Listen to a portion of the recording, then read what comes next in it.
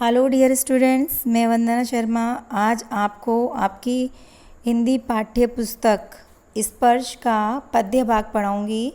इसमें आपका चैप्टर है रेदास, चैप्टर 9। आपको पढ़ाने से पहले आपको बता देना चाहूँगी कि आपको इसके प्रश्नोत्तर जो हैं वो PDF में दिए गए हैं, वहाँ मिल जाएंगे आपको।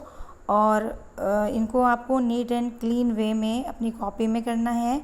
इसका अनुवाद भी दिया गया है, इस अनुवाद को भी अपनी नोटबुक में करना है और कार्य सही समय पर करना है। अब हम पढ़ेंगे रेदास का पाठ परिचय। रेदास नाम से विख्यात संत रविदास का जन्म सन 1388 और निर्वाण यानी उनकी जो मृत्यु थी वो 1518 में बनारस में ही हो गई थी। ऐसा माना जाता है कि इनकी ख्याति से प्रभावित होकर सिकंदर लोदी ने इन्हें दिल्ली आने का निमंत्रण दिया था। मध्ययुगीन साधुओं में रेदास का विशिष्ट स्थान है। कबीर की तरह रेदास भी संत कोटि के कवियों में गिने जाते हैं। मूर्ति पूजा, तीर्थ यात्रा जैसे दिखावों में रेदास का जरा भी विश्वास नहीं था। ये मूर्ति पूजा में विश्वास नहीं रखते थे, कोई दिखावा नहीं करते थे, कोई मंदिर मस्जिद में नहीं जाया करते थे। ये अपने हृदय के अंदर ही ईश्वर का निवास माना करते थे। वह व्यक्ति की आंतरिक भावनाओं और आपसी भाईचारे को ही सच्चा धर्म मानते थे। वो जो है धर्म जो है सच्चा किस में मानते थे कि आपस में प्रेम से मिलकर रहना ही सच्चा धर्म है और व्यक्ति के हृदय में ही ईश्वर का निवास होता है।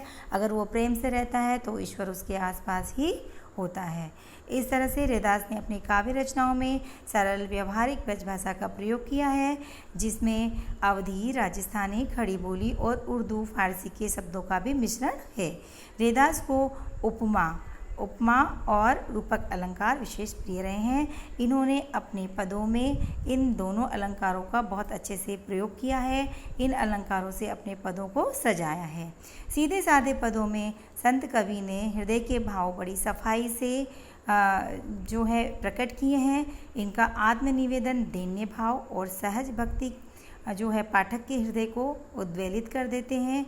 उसके हृदय को पाठक जो पढ़ने वाले होते हैं उनके हृदय को प्रभावित करते हैं। रेदास के 40 पद सिखों के पवित्र धर्म ग्रंथ गुरु ग्रंथ साहिब में भी सम्मिलित हैं। यहाँ रेदास के 2 पद लिए गए हैं। पहले पद में प्रभु जी तुम चंदन हम पानी में, कवि अपने आप को पानी के समान बताता है, अपने आराध्य को याद करते हुए कहता है, उनसे अपनी तुलना करता है और उसका जो प्रभु बाहर कहीं किसी मंदिर या मस्जिद में नहीं विराजता, वरन उसके अपने अंतस में, अपने अंतस का मतलब होता है उसके मन में, हृदय में सदा विद्यमान रहता है। यही नहीं, वह हर हाल में और हर काल में उससे श्रेष्ठ और सर्वगुण संपन्न है। कौन? प्रभु। इसीलिए तो कवि उनके जैसा बनने की प्रेरणा लेता है और उनके जैसा बनने की उनको प्रेरणा मिलती है। रेदास को ईश्वर जैसा बनने की प्रेरणा मिलती है।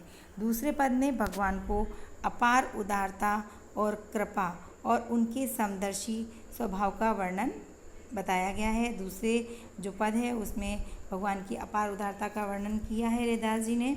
और उन्होंने बोला है, रेदास जो है कहते हैं कि भगवान ने तथाकथित निम्न कुल का बताते हैं। रेदास अपने आप को नीची जाति का बताते हैं। पहले जो थी अनटचेबिलिटी बहुत विद्यमान हुआ करती थी, छुआछूत और बहुत मानी जाती थी, तो उसके लिए बोल रहे हैं निम्न कुल के भक्तों को भी सहज भाव से ईश्वर ने अपनाया है और उन्हें लोक में यानी संसार में, लोक का मतलब होता है संसार में, सम्मानीय स्थान दिया है। इस तरह से ये इनका पाठ परिचय है जो समाप्त होता है। अब हम पढ़ेंगे पद।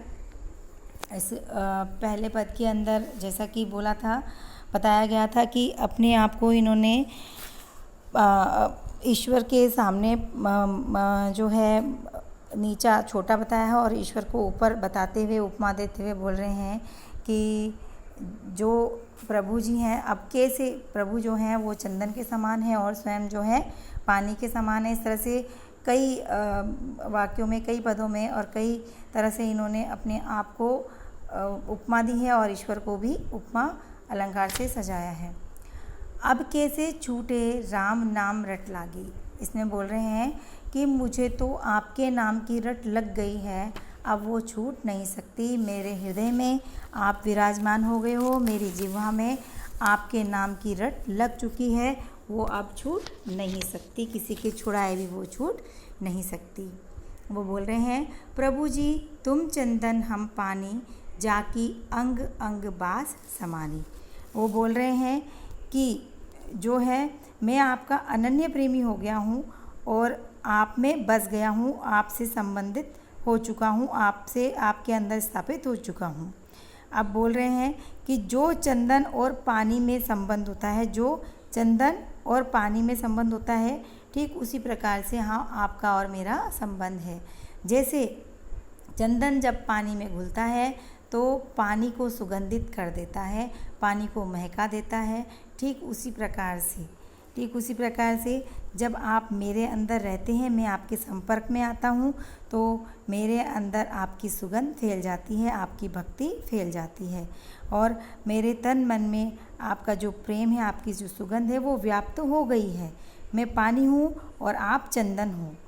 प्रभु जी मतलब आपका जो मेरा अंग अंग है उसके अंदर आपकी बाँस, आपकी खुशबू समा गई है, आपका भक्तिभाव समा गया है। प्रभु जी तुम घन बन हम मोरा। आप बोल रहे हैं अपने आप को वन का मोर बताते हुए और ईश्वर को घन यानी बादल बताते हुए बोल रहे हैं कि आप घन के समान हैं, बादल के समान हैं। जब आप घनघोर घटा बनकर उमड़ घुमड़ कर बरसते हैं, यानी कि जब आपकी भक्ति भाव मुझ पर बरसती है, आपका भक्ति भाव मेरे ऊपर आता है, बारिश वर्षा के जल की तरह जो है मैं उससे आपके भक्ति भाव से भीग जाता हूँ। जैसे ही मैं भीगता हूँ वैसे ही वन की मोर की तरह, जंगल में रहने वाले मोर की तरह मेरा मन नाचने लगता है। मैं मोर की भांति नाचने लगता हूँ, मेरा मन जो है उमंग से भर जाता है ना। बोलते हैं कि उसी भांति में आपके दर्शन पाकर क्या हो उठता हूँ, भाव मुग्ध हो उठता हूँ। अब अपने आप को जो है वो बोल रहे हैं जैसे चितवत चंद चकोरा, अपने आप को चकोर पक्षी बताते हुए और ईश्वर को चंद्रमा के समान बताते हुए बोल रहे हैं कि जैसे चकोर पक्षी सदा अपने प्रेम पात्र चंद्रमा की ओर ताकता रहता है, उसी भांति मैं भी सदा आपका प्रेम पाने के लिए तरसता रहता हूँ। आप चंद्रमा हो तो मैं चकोर हूँ। बोल रहे हैं कि जैसे आप चंद्रमा हो तो मैं चकोर हूँ। जो चकोर पक्षी है वो एक पैर पर खड़ा होकर चंद्रमा की ओर ताकता रहता है, उसके प्रेम के लिए, नक्षत्र की एक बूंद के लिए चंद्रमा की ओर देखता रहता है, निहारता रहता है। तो रविदास जी जो हैं वो ईश्वर को जो है चंद्रमा बता रहे हैं और अपने आप को चकोर बता रहे हैं कि मैं आपको ताकता रहता हूँ, आपके दर्शन के लिए अभिलाषा लगाए, आपके दर्शन की अभिलाषा में आपको देखता रहता हूँ। अब बोल रहे हैं प्रभु जी तुम दीपक हम बाती। बोल रहे हैं हे प्रभु तुम दीपक हो और मैं तुम्हारी बाती हूँ। मैं बाती के समान तुम्हारे सदा तुम्हारे प्रेम में जलता रहता हूँ। मैं बाती के समान हमेशा जो है जिस तरह से बाती जलती है ठीक उसी प्रकार से मैं जलता हूँ। तुम्हारे प्रेम की जो चमक है, आभा है, प्रकाश है, दिन रात मेरे मन में समाई रहती है।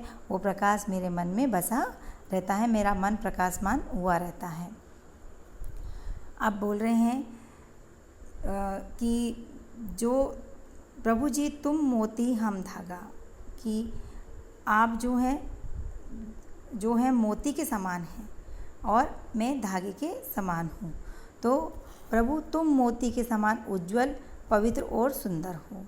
मोती जैसे मोती बहुत ही सुंदर होता है, पवित्र होता है और उज्जवल होता है, वैसे ही आप हैं और मैं उसमें पिरोया जाने वाला धागा हूँ और मैं धागे के समान हूँ। इस तरह से अपने आप को धागा बताते हुए ईश्वर को मोती की उपमा दे रहे हैं। जैसे सोनहि मिलत सुहागा, जैसे सोने में सुहागा मिलते ही वो और भी अधिक खरा हो जाता है, ठीक उसी प्रकार से मैं भी आपके संपर्क में आकर और भी शुद्ध हो जाता हूँ। मैं आप जो है सुहागे के समान हैं। सुहागा जो है सोने को और भी अधिक खरा बना देता है। जब सुहागा जो सोना जो है सुहागे के संपर्क में आता है ना, तो और भी खरा बन जाता है। तो रैदास जी बोलते हैं कि आपके संपर्क में आते ही मैं खरा बन गया, मैं शुद्ध हो गया। तो मैं सुहागे के संपर्क में आ गया हूँ, आपके संपर्क में आ गया हूँ, तो मैं शुद्ध हो गया हूँ। मैं जो सोना हूँ मैं शुद्ध हो गया हूँ। अब बोल रहे हैं कि प्रभु जी तुम स्वामी हम दासा, कि हे प्रभु आप क्या हो, आप मेरे स्वामी हो और मैं आपका दास हूँ, आपका सेवक हूँ। और ऐसी भक्ति करे रैदासा।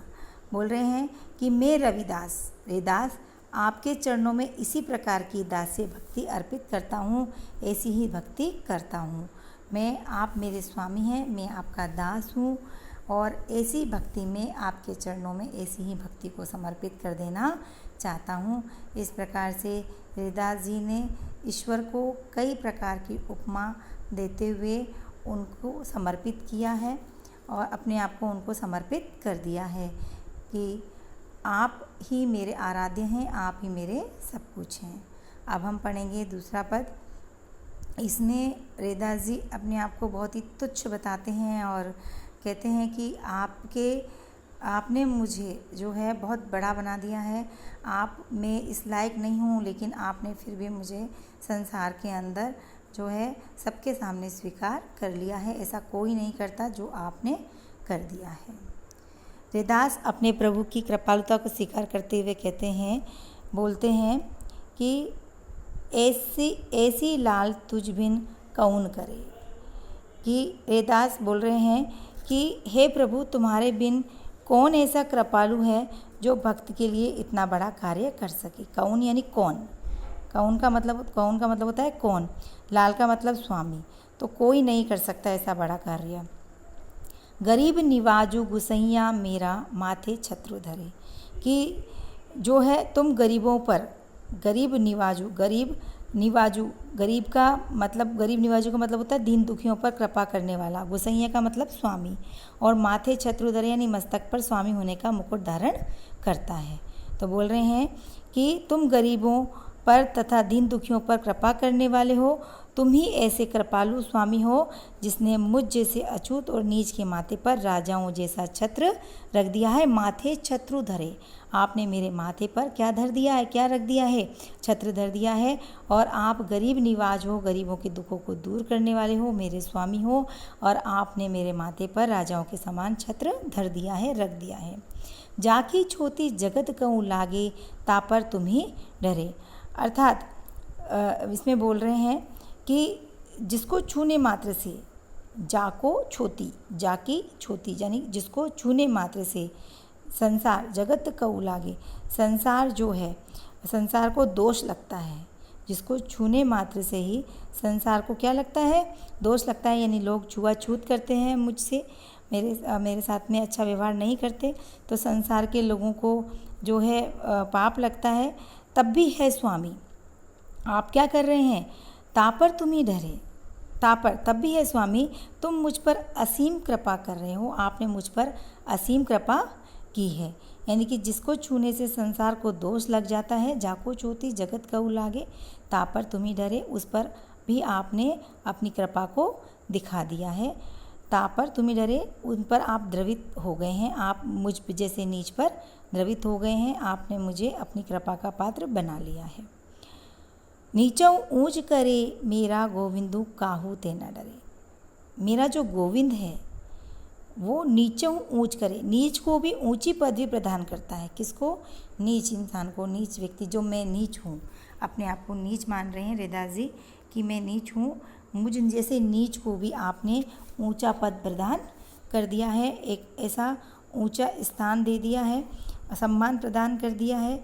तो जो है आपने मुझ जैसे नीच प्राणी को इतना ऊंचा सम्मान प्राप्त किया है, सचमुच तुम्हें किसी का भी भय नहीं है। गोविंद काहू ते न डरे, मेरा गोविंद जो है वो किसी से भी नहीं डरता। ये संसार में जो छुआछूत है, भेदभाव है, इनसे उन्हें कोई मतलब नहीं है, उनके लिए सभी समान है।